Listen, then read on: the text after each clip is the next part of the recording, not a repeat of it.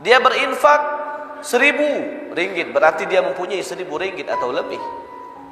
Berinfak 20 ringgit, berarti dia mempunyai 20 ringgit itu.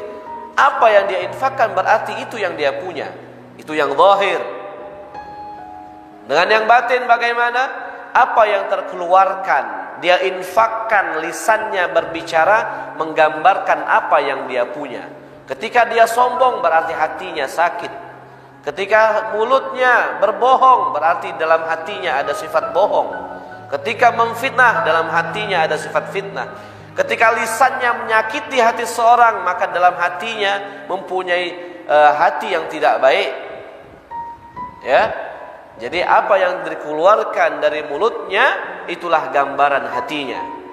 Sayyidina Isa alaihi salam adalah seorang nabi yang menjadi pemimpin ketika diutus oleh Allah Subhanahu wa taala. Ketika berjalan bersama para pengikutnya Hawariyun melewati suatu bangkai anjing. Semua yang mengikuti daripada di belakang Nabi Isa alaihissalam mengatakan bahwa alangkah baunya bangkai anjing itu. Alangkah baunya bangkai anjing itu, kata para pengikut daripada Nabi Isa alaihissalam. Tapi Nabi Isa alaihissalam mengatakan apa? Alangkah putihnya gigi anjing tersebut. Satu pandangan, satu penglihatan yang sama, tapi terjemahan dari apa yang dilihat oleh mereka berbeda. Melihat bangkai anjing menerjemahkan apa yang ada dalam hatinya. Alangkah busuknya bau bangkai anjing tersebut. Tapi Nabi Isa alaihissalam adalah seorang nabi yang diangkat oleh Allah Subhanahu wa taala menjadi kekasihnya, yaitu menjadi nabi. Diberikan wahyu kepadanya. Mempunyai hati yang bersih, mempunyai hati yang jernih, mempunyai hati yang putih, suci. Ketika melihat bangkai anjing tersebut, tidak dia komentarkan baunya anjing, tapi dia komentari sesuatu yang baik. Apa? Alangkah putihnya gigi anjing tersebut. Berbeda Pak, berbeda komentar walaupun satu pandangan. Ini menggambarkan apa yang ada dalam hati, itu adalah suatu yang menggambarkan apa yang dikeluarkan di dalam lisannya, menggambarkan apa yang dalam hatinya. Salah seorang murid ingin belajar dengan salah satu guru di dalam satu masjid, ya, berada beberapa halaqah. Maka dia meminta nasihat kepada temannya, wahai fulan, aku ingin mencari apa? Mencari guru, tolong tunjukkan aku mana guru yang baik. Mana guru yang baik, tolong tunjukkan kepadaku, katanya. Maka temannya tersebut mengatakan, ayo aku akan antarkan engkau untuk mencari guru. Di mana? Di masjid itu. Ayo kita sama-sama cari guru.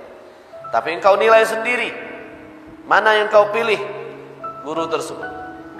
Kemudian datanglah ke masjid tersebut dua orang ini. Akhirnya diantarkan kepada satu halaqah di mana mereka sudah sepakati untuk duduk di situ. Teman yang mengantarkannya tadi mengantarkan teman yang meminta antarkan untuk duduk di situ. Akhirnya yang mengantarkan tadi tidak duduk, teman yang minta antar sudah duduk. Dia tidak mau duduk di depan gurunya, di depan salah satu syekh di depan tersebut. Ya, maka syekh tersebut mengatakan kepada pemuda yang berdiri itu, wahai fulan, kenapa engkau tidak duduk? Temanmu sudah duduk. Tidak, aku tidak mau duduk. Kenapa tidak mau duduk? Ada sesuatu yang aku tidak suka darimu. Ada satu hal yang aku tidak suka darimu.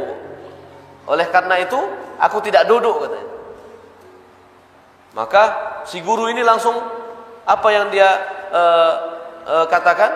Hei fulan anak muda, engkau satu hal tak suka dariku, aku lebih dari 100 hal tak suka darimu. Pergi dari sana, galil adab, kurang ajar, pergi. Kau tidak suka satu sifat, aku tidak suka 10-100 sifat darimu, pergi, katanya. Akhirnya teman yang duduk tadi diangkat oleh dia tangannya. Hai fulan, engkau sudah tahu bagaimana sifat syekh tersebut? Oke, kita pindah halaqah yang lain. Pindah halaqah yang lain, sama temannya yang minta antar tadi sudah duduk, dia yang mengantar masih berdiri. Ada satu syekh di depannya. Lalu si syekh itu pun tersadar ada satu orang belum duduk. Kata syekh itu, wahai fulan, kenapa engkau tidak duduk? Wahai syekh, ada satu sifat yang aku tidak suka darimu. Kata syekh tersebut, ya fulan, katakan kepadaku, jikalau sifat tersebut bisa aku ketahui, aku bisa bertobat kepada Allah Subhanahu wa taala. Itu satu sifat yang engkau ketahui.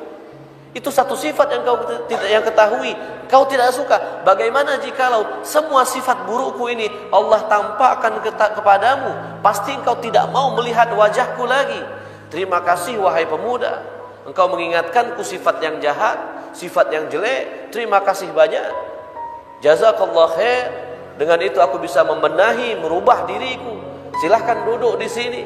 Kalau tidak engkau yang duduk di sini, aku yang akan mendengarkan nasihat darimu. Akhirnya si fulan tadi duduk berbisik dengan temannya, lihat guru yang mana yang harus kita pilih. Guru seperti ini ketika diberikan kesalahan, diberikan nasihat, diberikan suatu ujian, tetap menunduk hatinya, tawadhu, merasa dirinya hina, tidak merasa dirinya lebih baik daripada orang lain. Subhanallah. Nah, ini menunjukkan bagaimana hati seseorang ketika dimanapun mereka berada, apabila mereka mempunyai hati yang hebat, hati yang bersih, mereka akan bermanfaat dimanapun. Kaum salihin min haitsu nazalu nafa'u. Mereka para kaum salihin, dimanapun mereka diturunkan oleh Allah Subhanahu wa taala, ditakdirkan dimanapun mereka oleh Allah Subhanahu wa taala, nafa'u, mereka akan bermanfaat untuk umat.